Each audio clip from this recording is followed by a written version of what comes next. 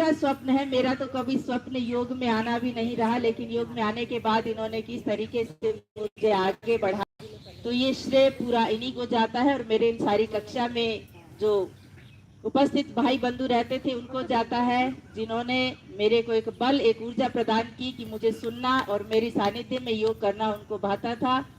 इसलिए भाई रामफल जी, भाई मान जी, भाई पवन जी, बहनें बैठी हैं सारी, इन सबको मेरा प्रणाम, साधुवाद कि आपका ये योगमय जीवन ऐसे ही आगे बढ़ता रहे और आप स्वास्थ्य लाभ प्रदान करते रहें, प्राप्त करते रहें, ऐसी प्रभु से कामना।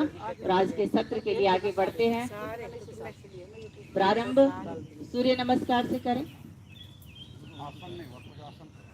आज बैठने वाले आसन करवा। चलिए हम मोटापे का तिर्यक ताड़ासन लेते हैं, क्योंकि मोटापा अपने आप में एक बहुत भारी बीमारी है। आपके शरीर पर यदि चर्बी है तो आप इसको बीमारी समझिए, भले ही आप स्वस्थ हैं, वो किसी भी दिन आपका घंटा बज जाएगा।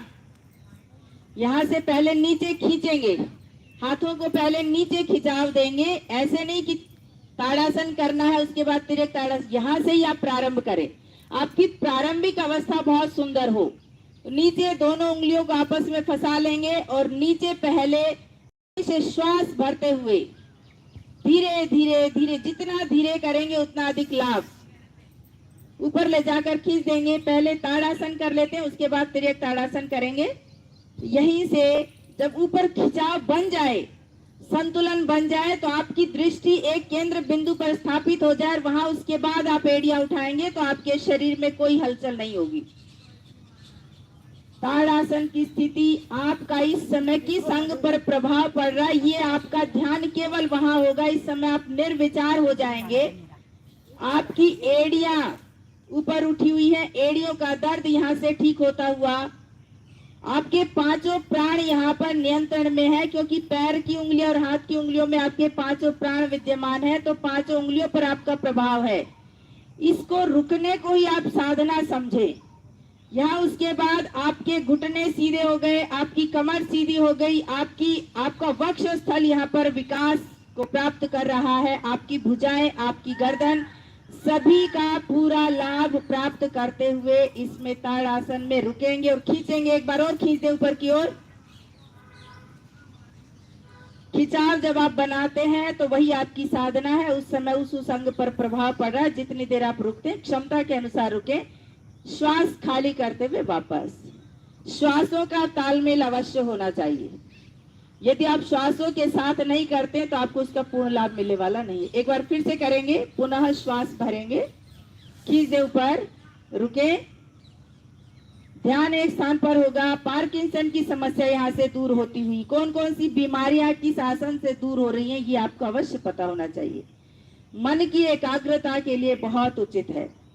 बच्चों के स्वास्थ्य वर्धन के लिए, उनके कद की बढ़ोतरी के लिए ये बहुत उचित आसन है, इसको अवश्य करवाए। बढ़ते हुए बच्चों के लिए ये रामबाण है। वापस यहीं से दोनों पैरों में फासला। तिर्यक ताड़ासन मोटापे के लिए बहुत महत्वपूर्ण पहला आसन है। श्वास भरते हुए ऊपर, यहीं से जब हम ऊपर की ओर जाते हैं तो हमारी ऊर्जा लगती है। श्वासों का इतना ही नियम समझ लें कि जब हम ऊर्जा लगा रहे हैं तो श्वास भरना है। इस भरे हुए श्वास में ही आपको दाहिनी ओर खिंचाव बना रहे, दोनों भुजाएं कानों से सटी रहे, कोहनियां सीधी, कमर से जितना झुक सकते हैं, पेट और कमर, साइड की चर्बी आपकी दूर होती हुई, जो बड़े बड़े टायर बना लेते हैं वो यहाँ से दूर होते हुए उनमें खिंचाव महसूस करें। रुके यहाँ पर,